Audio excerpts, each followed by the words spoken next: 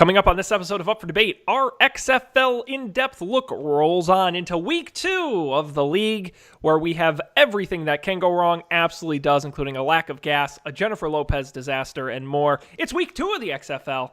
Join us. We're going to start right now. This is Up for Debate presents The X Stands for Nothing, the unbelievably true story of the XFL. Tonight, episode number 130, recorded November 28th, 2018. Chapter 4. Delay of game. Hello, everybody. Welcome to this extra special episode of Up for Debate Presents. I am Sean Jennings, joined as always by, please welcome your host, Matt Mariani. That's my hey there, Sean. Was that your impression?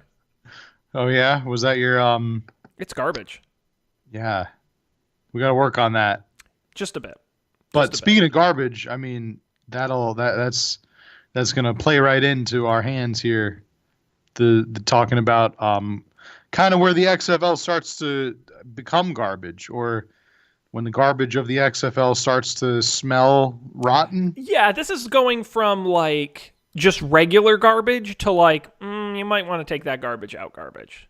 Yeah, it's like when you left it in your house a little bit too long, and you're like, I should have taken that out yesterday. Gotta Febreze that. Yeah. Now, Matt, very briefly, I'm sure if you're listening to part 4 of this series, you've probably listened to the first 3 parts, but if you haven't, you're doing yourself a disservice. Go back and listen to the first 3. We explain everything about what is the XFL, how did it start, the men behind it, and last week we covered the entire kickoff game. It was a hoot.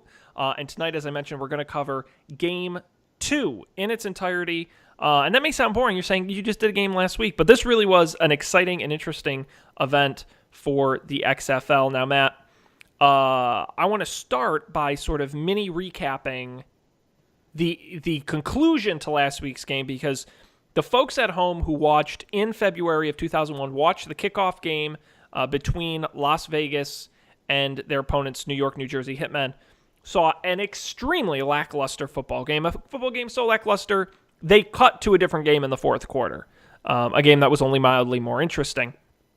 Now, we didn't talk too much last week about sort of we talked about the TV ratings, which were strong, a 9.5 rating when they were expecting closer to a 4 or a 5, a really strong performance for the XFL in terms of TV viewership. But the critical reaction to the XFL, Matt, was terrible. I would like to read a few select quotes from the book we're using in terms of our kind of master reference document here, Long Bomb by Brett Forrester, a very nice book. These are some direct quotes written about the XFL kickoff games from some well-regarded publications. You ready? I'm ready. The New York Post wrote, "For however much longer the XFL lasts, there's really only one scorecard worth keeping. It's the one that notes all the sellouts who lent their names, careers, reputations, and consciences to this predictably unmitigated garbage." The Chicago Sun-Times wrote, "I have just one request for any 12 to 34-year-old male who thinks the XFL is the future of sport. Dude, may you rot in Vince McMahon hell." The New York Times wrote, "Like a blight that has crept from the low-rent fringes of cable to network primetime, the XFL mingles violence, voyeurism, and even politics into one trashy Saturday night show that suggests how the lowest television culture is gaining mainstream respectability."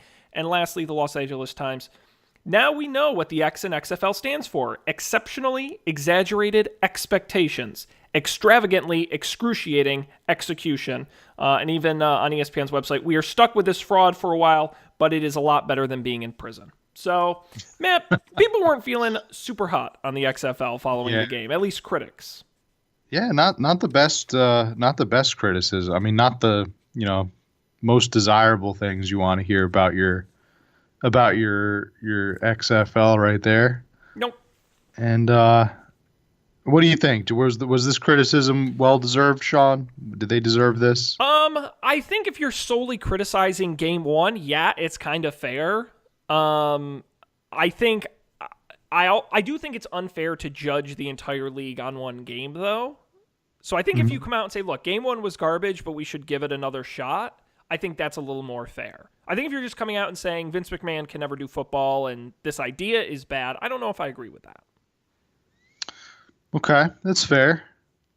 Yeah, it's it's easy, it's easy to come out and say that, this is trash and it's garbage and it doesn't deserve to be on the air. But I think that, I mean, until we get into our show tonight, up until this point in our NFL story, our XFL story, things have been going pretty well. I mean, the first game, curiosity, thanks to curiosity, the curiosity of many fans, the XFL enjoyed unprecedented viewership for a sporting event. So there's that. So up until this point, people are feeling pretty good about the XFL. And then something happens that obviously mitigates all their expectations, right? It's a league teetering on the edge, Matt, and really Game 2 may even be more important than Game 1 at this point in terms of either helping or hurting this league. The date, Saturday, February 10th, 2001, the Los Angeles Coliseum is the site of this fantastic football game, your Los Angeles Xtreme versus the Chicago Enforcers, visiting from the Midwest. 35,813 people in attendance at the Coliseum, and the place is rockin'. We're treated to a second The Rock opening, which I thought was a hoot, except this time he's there in person. And what I loved is he tells the suits at the NFL that they can turn their suitcases on their side and shove them up their candy asses, because the XFL's coming for Los Angeles. It was very uncomfortable. Awesome. Yes. Now, the game had a few interesting notes. I went through and I watched some chunks of this game. First of all, we talked about this briefly last week. Matt Viscursion, who called the first game with Jesse Ventura, got demoted to the B game. And instead, we had to hear the somehow even worse duo of Governor Jesse the Body Ventura and Jim Ross, who has called wrestling for a long time. Not a bad announcer in general, but a horrific football commentator. Let me be crystal clear. Now, we talked about this a little bit last week, the relationships between the sports announcers and what makes a good wrestling announcer versus what makes a good football announcer or just a good sports broadcaster. Very, very different things, very different skill areas. And I think we can agree that one is a lot more about showmanship and kind of playing a role, and the other one is about actual analysis and looking at things and breaking it down. And this plays out hilariously in exactly the form that you think it will take. Yeah, I don't think there are two human beings with less football expertise than these two guys. And it shows because their comments are spectacularly generic. And it got even worse without poor Matt Viscursion. So we had to listen to them throughout the game. I also appreciate, Matt, I don't know if you had a chance to watch any of the footage of this game, but they had, Vince McMahon loves his gimmicks, okay? And this game had a great gimmick at the outset. It's one of the first things they mentioned in the broadcast, which is backup quarterback for Los Angeles. His name is Scott Milanovich. His wife is pregnant, 2 days overdue with the pregnancy, and they hype it up by literally having a helicopter standing by to take Scott to the hospital should his wife, and they do a whole segment. They literally have Stephanie McMahon, who's actually Vince McMahon's daughter, with a microphone standing next to the chopper. I'm standing out here next to the chopper that's waiting to take Scott Milanovich to the hospital should his wife go into labor. It was a pre-taped bit, and it was very funny. Just how lame it was. That's awesome. My only wish is that it actually happened during the game, and he had to like mid play. Yep. Like mid play, he got the call because you know that Vince McMahon would have loved that. Oh, totally. It's not about the football. It's like he's about to snap the ball, like he's about to call for the ball to be snapped, and then there's 2 seconds left on the play clock or something, and he gets like a call on his headset, or the coach is in on it. Runs out onto the field, tells him, "Hey, you gotta go. Your wife's in labor. Get to the choppers." Cameras follow him the whole way to the hospital. They're checking in. All right, now we're gonna take a look how Scott's doing at the hospital. Scott, has the baby been born yet? They just totally forget about the game. That'd be amazing. I would. Yeah, but I think I really think that plays into the hands of this kind of WWE like storyline football that I think really was Vince McMahon's vision, and that was just unrealized in the end. But that's kind of the beauty of football in terms of, which is you can't script football in the same way you can't script. If this were the WWE, the script would have said the baby was born during the match. But this is the real world. You can't fake that. And therein lies Vince McMahon's entire struggle with this whole project. Yep. The whole struggle revolves around wanting to script the unscriptable. Trying to calculate an uncalculatable phenomenon. Live sports. And by using the wrong people to do it, because football players aren't actors and Jim Ross and Jesse Ventura aren't commentators. So you can't take wrestling and apply it to people who aren't wrestlers. But my thing is, if that's what you really wanted, why did you go and take, why wouldn't you get, I don't want to say actors, but why wouldn't you get more, you did it for the broadcasters. You started filling the booth with more, I'll call them KFAB friendly broadcasters. Sure. But why didn't you do that for the coaches or the players? It seemed like you got players and coaches that really wanted to play football. They were serious about their football. Look at as evidenced by the Hitman's coach. I'm forgetting his name right now. Rusty Tillman, yeah, as evidenced by Coach Tillman. Get camera out of my face. I just want to play football. You would have gotten some kind of KFAB. You would have gotten the Jesse Ventura equivalent. You would have gotten Jesse Ventura to coach one of the teams. Oh, totally. But the football would have been even more unwatchable than it was to begin with. That's the problem, right? Because wrestling is a combination of sports and entertainment.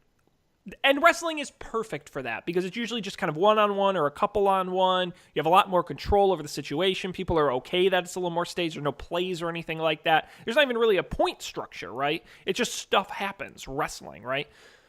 The problem is either you go more towards sport or more towards entertainment. He chose to go more towards sport. Wrong move.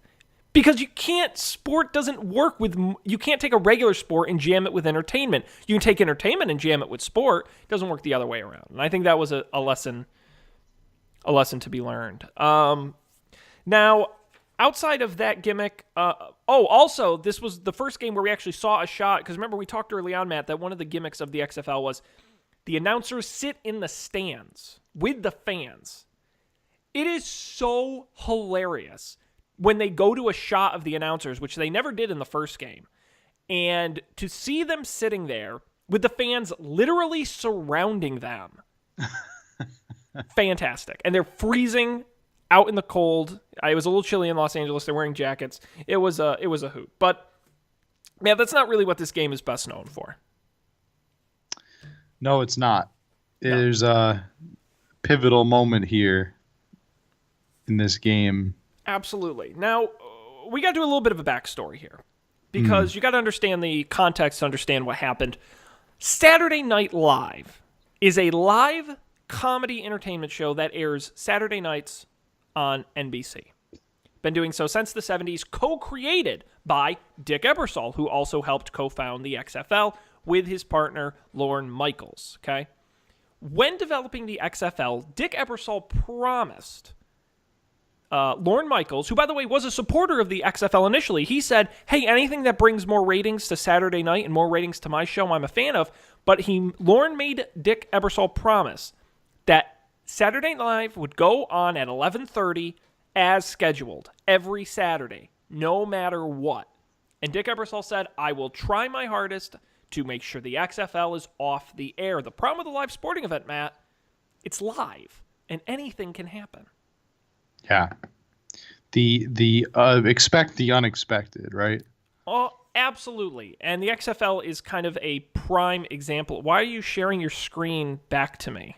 I don't know what's going on right now. I'm trying to be a AV person and I'm failing. You're screwing in Skype. So what does that mean? I'm sharing my screen with you right now? Well, I could see your screen back in Skype, so I could see me and you back in Skype, which was weird and unnecessary.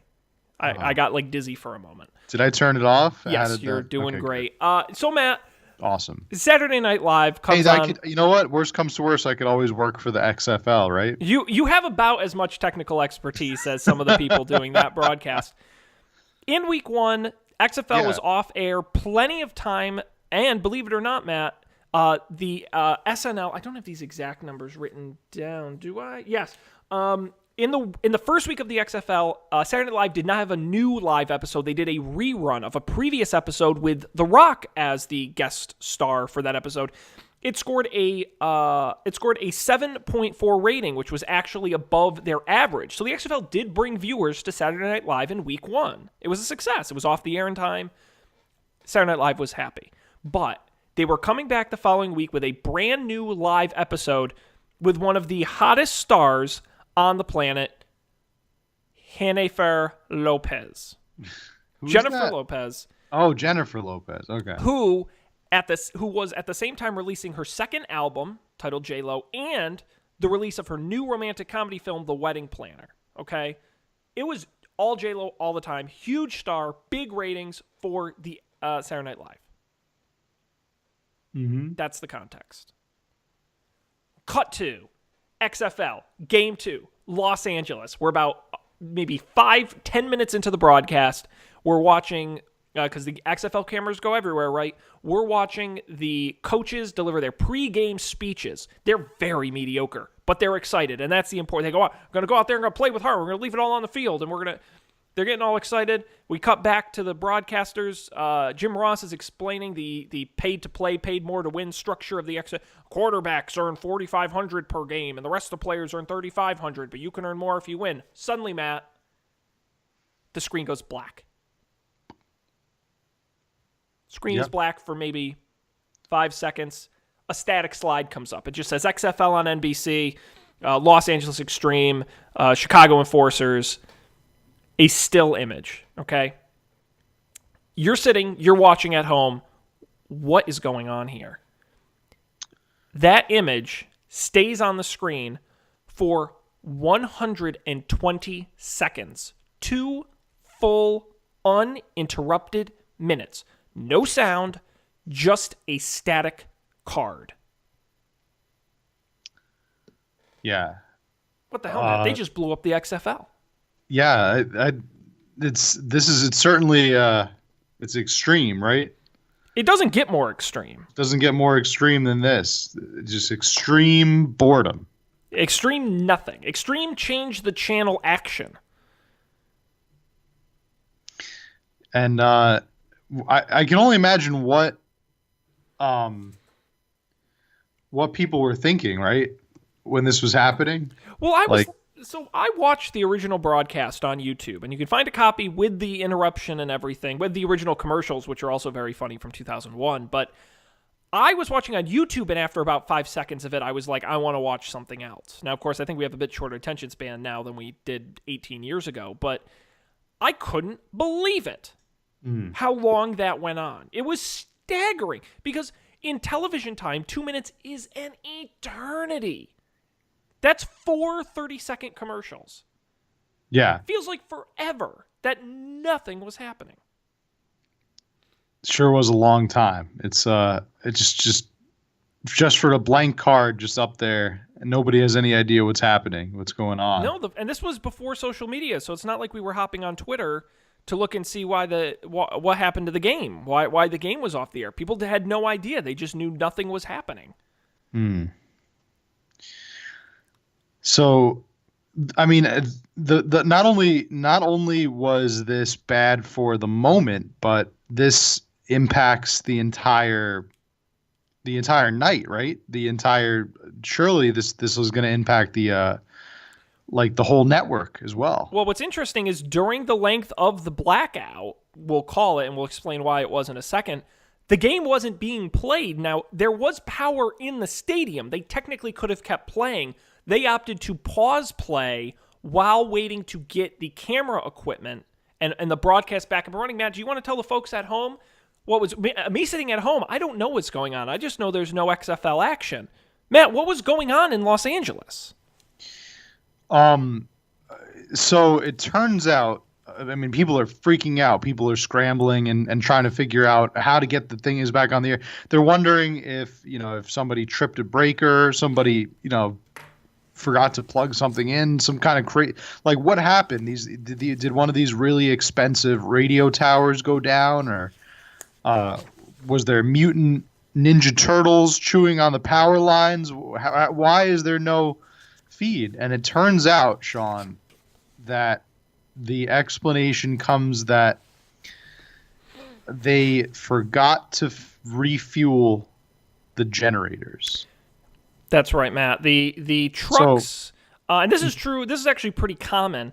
There was a great, and I was just looking for it in the Long Bomb. That's where they talk about it. But there was a famous instance at an Orange Bowl many, many, many years before the XFL, where a loose power connector actually fell out of the wall and caused the entire stadium to go dark.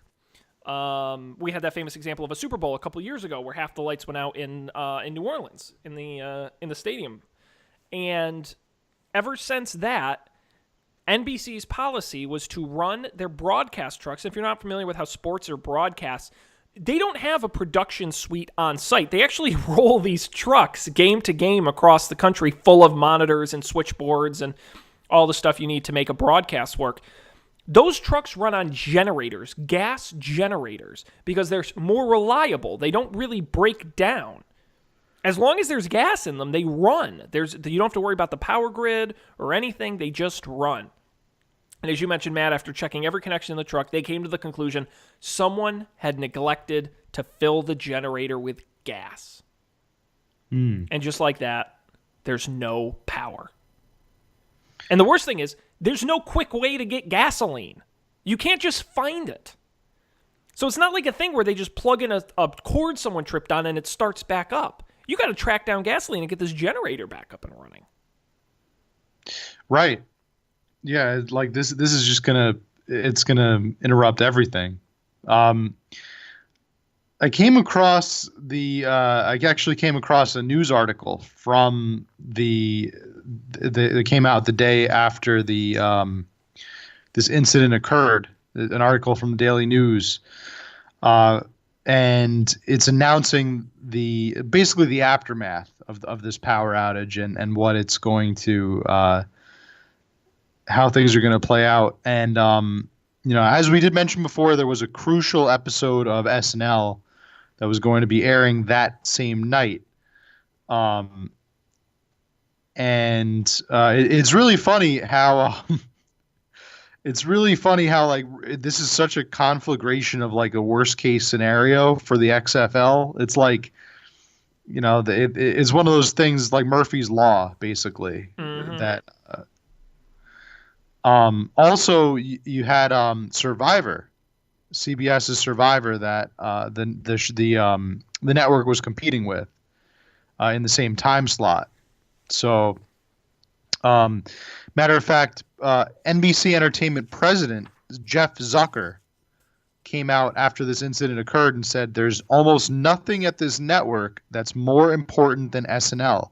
They've been having an unbelievable year, and they really came through for us with those 2 special editions on Thursday night. That was above and beyond the Call of Duty. Now they're referencing 2 special editions of SNL that were run opposite the CBS Survivor ran an hour-long, or I guess a 2-hour-long special, and to buffer that, SNL did the same at the same time, to compete with the time slot. Now I don't know who won out in that battle. Now this is first season Survivor, so my money is on them. But the fact that SNL still, came out and did that, as they've got a lot of weight, they've got a lot of credibility. Now this new upstart XFL that comes out here this same season, is now threatening it. And of course, all the promises that were made, Vince McMahon to Dick Ebersol, that we are going to start on time. We'll conclude on time. You'll still get to do SNL. Jennifer Lopez will still get to have her her show where she was actually both the guest host and the musical act of that episode. And of course, then Sean, I'll let you I guess tell the folks at home what happened. Well, it's kind of amazing because an XFL game should end with plenty of time. It's not like it's scheduled because the thing is, after XFL 2, they have to do the local news and then Saturday Night Live, so it's really, the game has to be over by 11.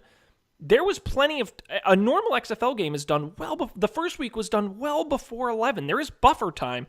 Now, Matt, it took them, so we should mention, the folks at home saw that static screen for 2 minutes, cut to the B game, the backup game. That's why they have a backup game. Why it took them 2 minutes to cut to it, I'll never know. San Francisco Demons at the Orlando Rage, happening in Orlando. Matt Vescursion, he's back. He's on the call, and he welcomes all of the viewers to that game in lieu of the Los Angeles game, saying there's a power outage. Hang with us here, Matt. It ends up being a 27-minute delay before they can go back to the action in Los Angeles. That is an eternity for the folks in LA. And at this point, they're checking their watch. Now, 37 minutes is recoverable. They kind of tighten the game a little bit. They kind of move quickly. They kind of trim some commercials. They can theoretically get off the air by 11 at this point. It's not mission critical. It's close. And maybe SNL gets delayed by 5 minutes, but it's okay. It's survivable. Their biggest fear at this point is people changing the channel and leaving and not even seeing the rest of the game. But they've got a football game to play. The game continues on. First quarter, we finally get the action rolling. Mind you, the power outage went out before the game even started. So finally we're getting the game started. Chicago puts up 12 points in the first quarter, Los Angeles 6. In the second quarter, Chicago puts up 13, Los Angeles 7. At this point, it's 25-13, Chicago in the lead as we go into the half. The third quarter proceeds, no points in the third quarter, but Matt, more tragedy strikes. Octavius Bishop snaps his leg in half in a gruesome play on the field for Los Angeles. It's gross. The problem is, and why it takes the XFL so long, I don't know, they literally drove an ambulance out onto the field, probably for production value. Put this man on a stretcher, put him in an ambulance, and drove him off. Matt, this delayed the game for another 19 minutes. So at this point, we're almost at a 45-minute delay of the game. Now we're really panicking. Now we're feeling pretty confident SNL's not going to start on time. Dick Ebersol's on the phone, yelling with Lorne Michaels in the control truck. Back and forth, you got to get this. I think at one point, Lorne Michaels is quoted saying, "You got to get this goddamn game off the air. My show starts on time." He's literally yelling at him. Not much they can do. They're approaching 11 o'clock. Thankfully, the game's going to end maybe a little over, but it's going to end pretty close. However, in the remaining few minutes of the fourth quarter, actually with 30 seconds left in the fourth quarter, future league MVP Tommy Maddox for Los Angeles throws a 12-yard pass, or a 23-yard pass. No, wait. It's a 1-yard run. Sorry, this website's horribly formatted. A 1-yard run after Tommy Maddox engineers a 9-play, 49-yard drive in a minute. Down the field, scores a touchdown, overtime in Los Angeles. What? Excuse me, it's 11 o'clock. The local news is starting, and we're going to overtime? Yeah, so this is what I meant when I said it's like Murphy's Law right here. I mean, and what's incredible is at this point, we're going in at a 25-25 tie. This has been an exciting game of football. Maddox coming in at the last minute, scoring 2 touchdowns in the fourth quarter to get him back in this game after a relatively high scoring. This is good football, including the future, spoiler alert, champions of the league. This is what the XFL wanted. They wanted exciting football, and they got it at the worst possible time. Miss Lopez is not going to be happy. And at this point, the announcers start to really remind you, stay tuned after this, and all new Saturday Night Live, Jennifer Lopez waiting in New York for this game to end. Boy, is she. And Lorne Michaels not happy. Matt, we get into the first overtime. Chicago scores 3 plays, 20 yards, a 12-yard pass. They get the conversion. Another 7 points, puts them up 32-25. We get towards the way the overtime works. It's not timed overtime. We talked about this on an earlier episode. It's kind of like college where each team gets a shot at the end zone. Chicago scores on theirs. Los Angeles, 20-yard pass from Tommy Maddox. They score and convert the extra point. Matt, Your mind is even more blown. They're going into a second overtime on this game. A second overtime. Second overtime. It's well past 11 p.m. at this point.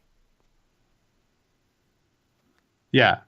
The second overtime, forget about the SNL airing on time. At this point, it's like, will it even air tonight? Will it even air today? Well, and that's the problem, right? Because there was an audience sitting in a studio in New York waiting for the show. Jennifer Lopez is in her dressing room, and the audience is getting restless. Meanwhile, they're stuck. They can't watch this exciting football game happening out in L.A. And so what does SNL do? They tape the episode.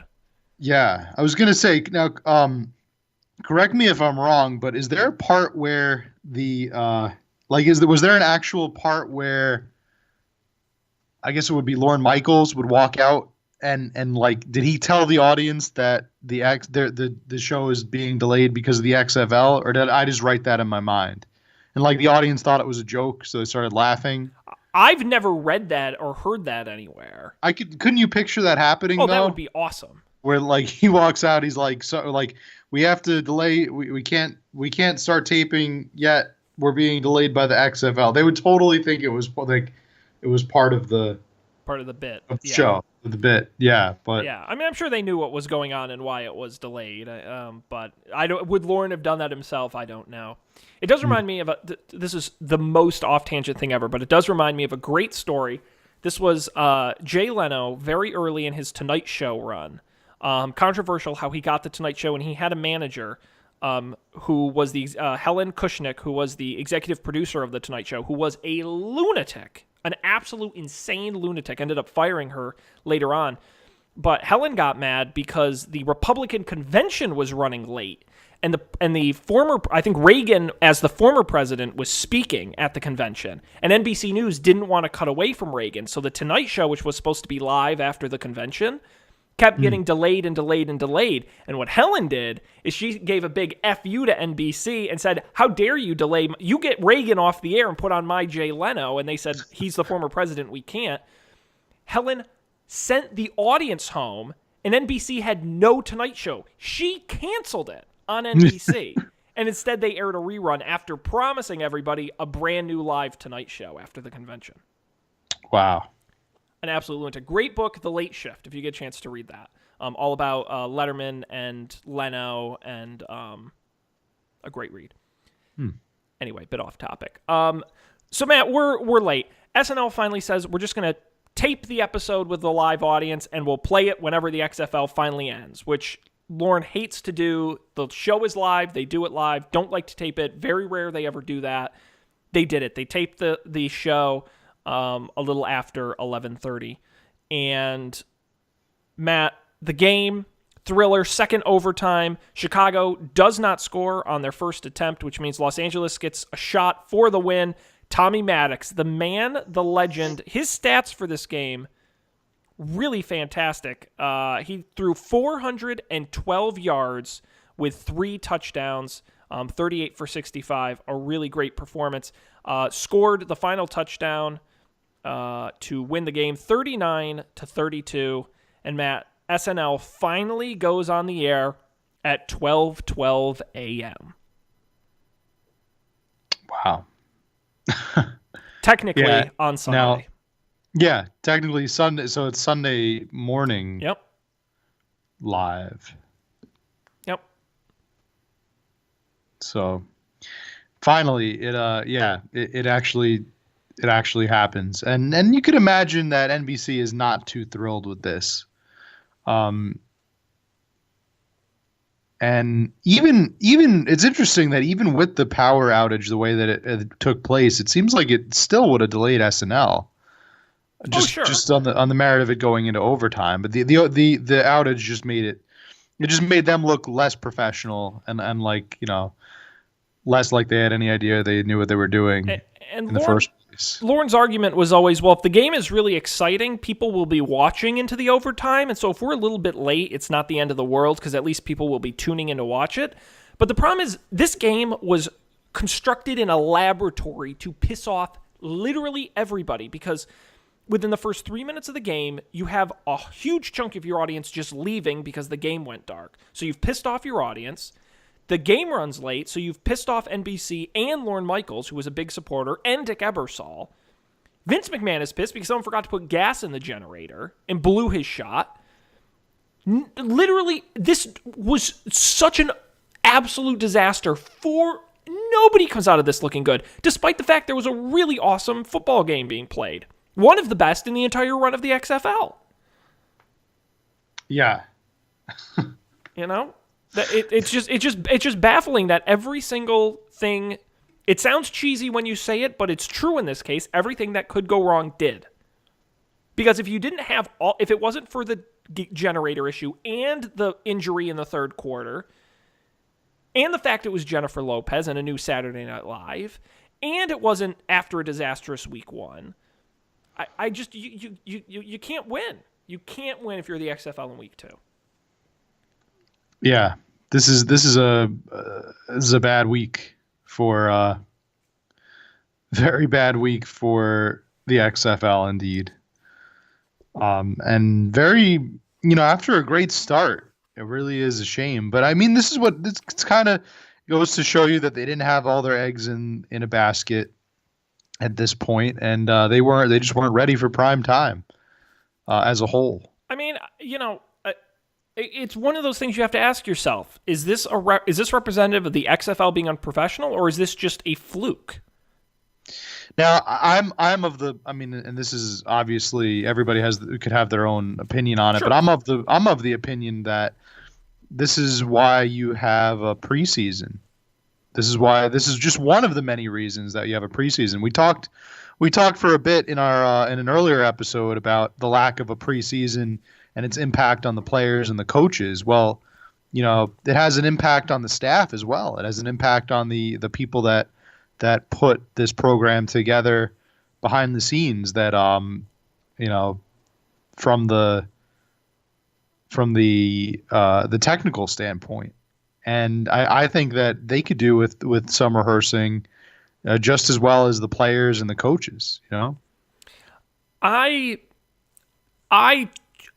agree with you, and they needed a preseason for about 18 different reasons, but these games were being produced by NBC, a professional sports organization whose sole job it is to produce football games. It's not like this was a brand new sport they'd never seen before. They knew how to produce football games.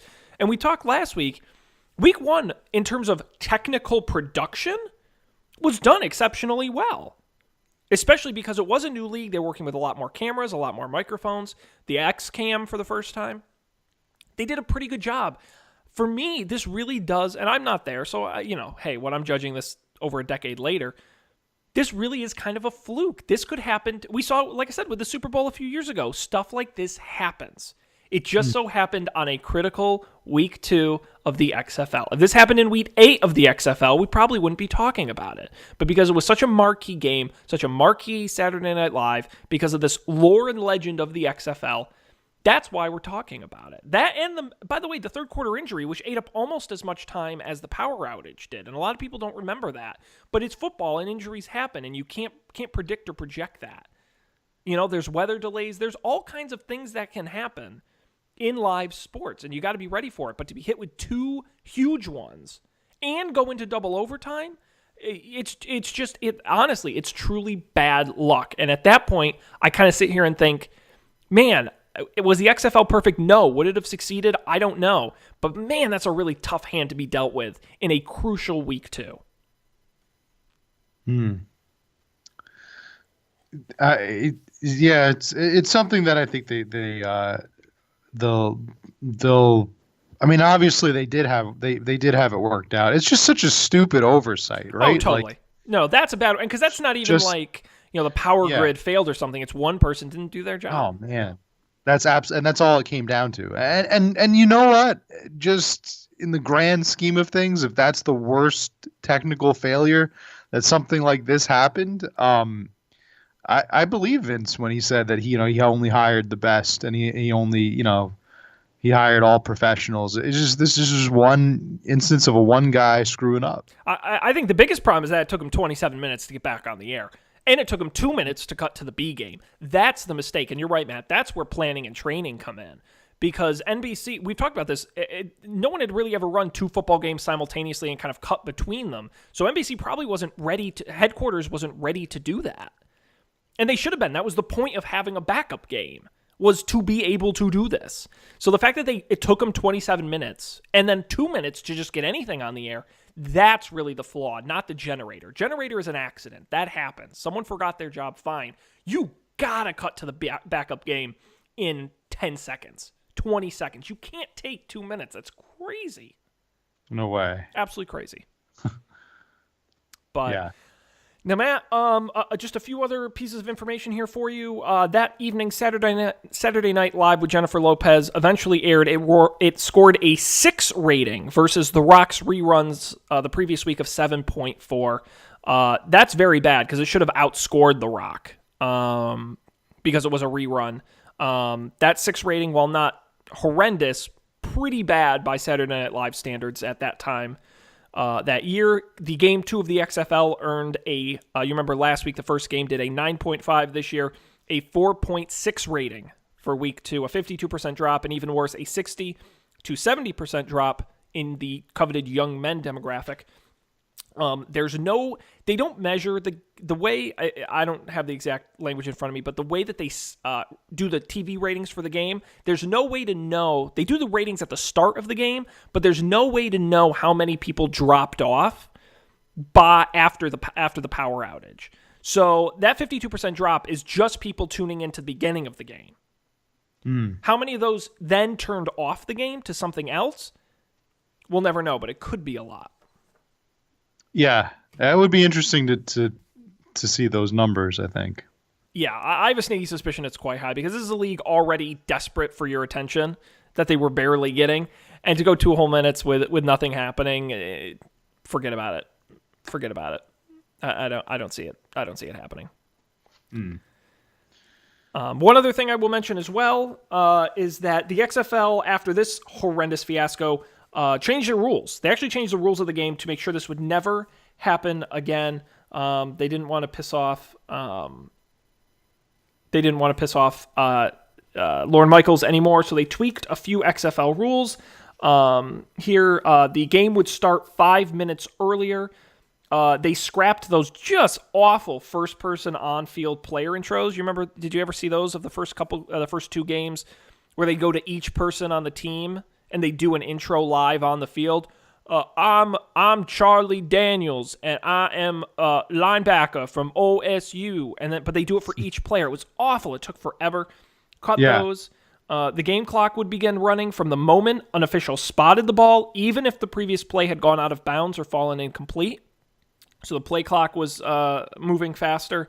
And Ebersol promised to shave 5 minutes off the halftime break.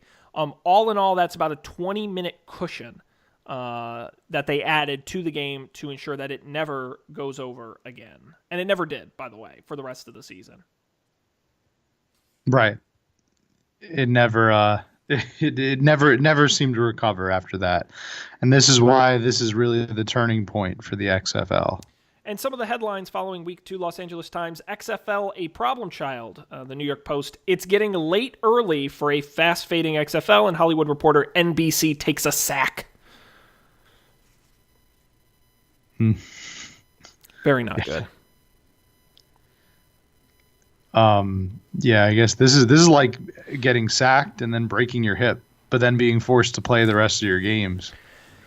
It's bad.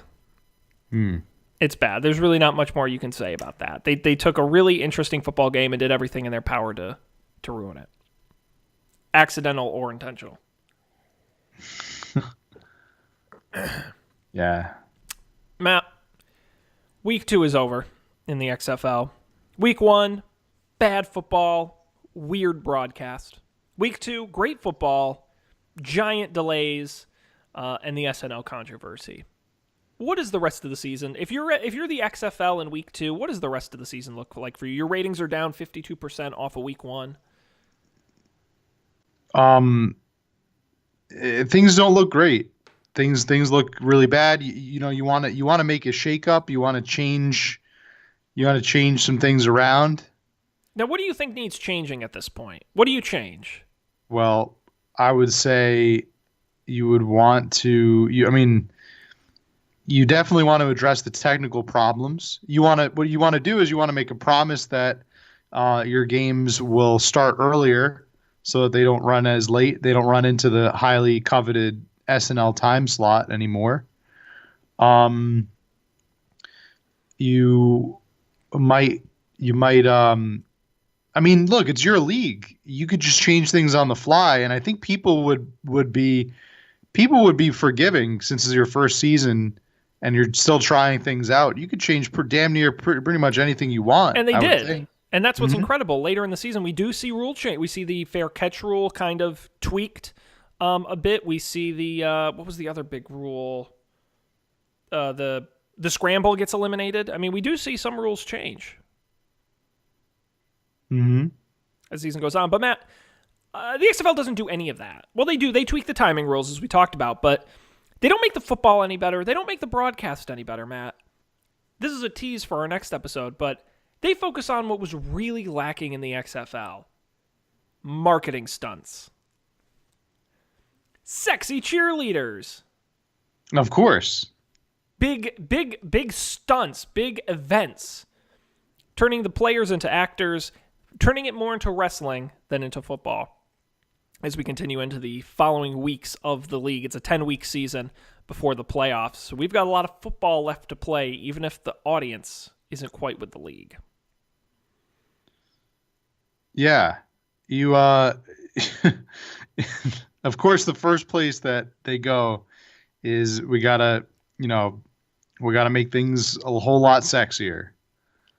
And this is a great tease for the next installment, Chapter 5. We only have 2 left, Matt, if you can believe it. Next week, we're going to cover the remainder of the season and the championship game, the $1 million game, as they call it. We'll be talking Vince McMahon's big interview with Bob Costas that goes off the rails, which I'm a big fan of. We'll talk about some of these rule changes. We'll talk about the infamous Week 6 cheerleader dressing room stunt, which didn't do the league any favors. And then we'll talk about the end of the season, the playoffs, the $1 million game, which I think about 5 people watched. And then at episode 6, the one after that, Matt and I will give our thoughts on the XFL, what went right, what went wrong, and what does the future hold for alternative football in America, Matt. And I can't believe we're more than halfway through it now. What a fun time this has been. Yeah. It's been pretty enjoyable. But we'll see. I mean, where does the XFL go from here? It's not at rock bottom quite yet, but we'll say this: it's definitely taking a hit, and it is sinking fast. And there is one thing, and I will give Vince McMahon credit, not to bleed too much into next week's topic, but I would say from everything I've read and everything I've seen about the XFL, it is at this point that Dick Ebersol gives up on the XFL. He's done. He's over it. It's a failure. I don't want to be associated with it. It's a shame it has to be on my network for the rest of the season. He is done with it. He realizes the disaster. He's over it. Vince McMahon doesn't give up on the XFL. And I give him a lot of credit for that because he could have. Everyone called it a failure. He could have packed it in, saved himself some money, and said, we're folding the league. But he gives it goddamn everything he's got. Yeah. He doesn't hold back. He gives it every idea he has, every dollar he has. He's not going to give up on this league, even though the league is giving up on him. And I do give him credit for that. He is a fighter, and he gives this league everything he has. And that counts for something. Yeah. You can't fault him for his tenacity. No. That's for sure. No, for sure. Matt, any last thoughts on week 2 of the XFL? I don't know. I mean, week 2 is this is the pivotal turning point that when you look at it critically, I mean, no, it's a really bad turning point for the league. I think they handled it kind of the best way they could, but unless things change, things, the network's not happy. The viewers are tuning out. I mean, it really was a double-edged sword here with between the viewers turning out because of the blackout and the network affecting your game. But I mean, we'll see. We'll see where will the XFL go from here. Well, Matt, I will ask you this question to kind of wrap us up here, and not to get too much into kind of our final thoughts on the league, but what is your sort of, using your Nostradamus powers here, let's assume week 1 was the same, but in an alternate reality, the week 2 game didn't have the power outage, didn't have the third quarter injury, still had the double overtime game, but ended roughly, even if it delayed SNL a little bit, but ended pretty close enough where the SNL wasn't really a controversy. Mm-hmm. Do you think that changes the outcome of the XFL?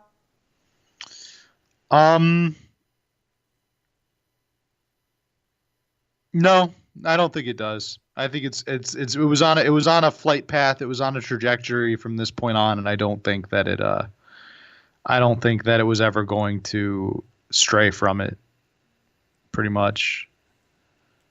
How about you? What do you think? You know, it's a really interesting question. I think it would have given it a significantly better shot. I think your chance of success after what did happen in week 2 is maybe like a 30% chance of the league succeeding. I think without the issues, you might have been closer to 60 or 70%. Do I think it would have succeeded in the end? I'm going to probably be with you and say no. I still think there were just too many issues regardless of what happened in week 2 to overcome. But I certainly think it wouldn't have been as aggressive of an implosion, as big of a failure. And I do think it would have helped them out a lot because, again, we talked after week 1. The 2 biggest complaints after week 1 were it's tawdry and gross and the football sucks. At least they would have solved one of those problems. The thing is, I don't think even if week 2 went great, they wouldn't have solved the other problem. You know, it's not wrestling enough for the wrestling fans and not football enough for the football fans. That was always going to be an issue. So I think that was going to do them in either way. But at least they could have fought back on the argument that the football is bad.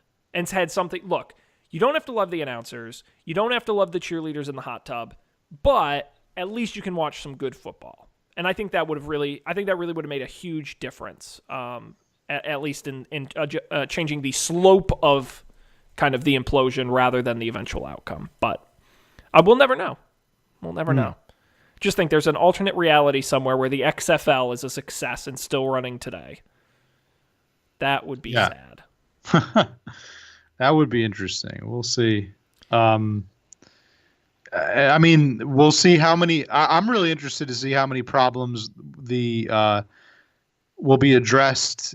When the XFL resumes in 2020, we'll see what they've done to fix their mistakes, how they learn from their mistakes. Really. Well, they haven't announced much detail, but you got to remember, wrestling is having a big renaissance right now. I mean, wrestling is I would argue not quite as ubiquitously big, but among hardcore fans, probably as big now as it was back in the 90s and early 2000s when we're talking about the XFL. And the question is, does that excitement around wrestling, because modern wrestling is different from what wrestling used to be, can the XFL modify itself in the same way? It'll be really interesting to see.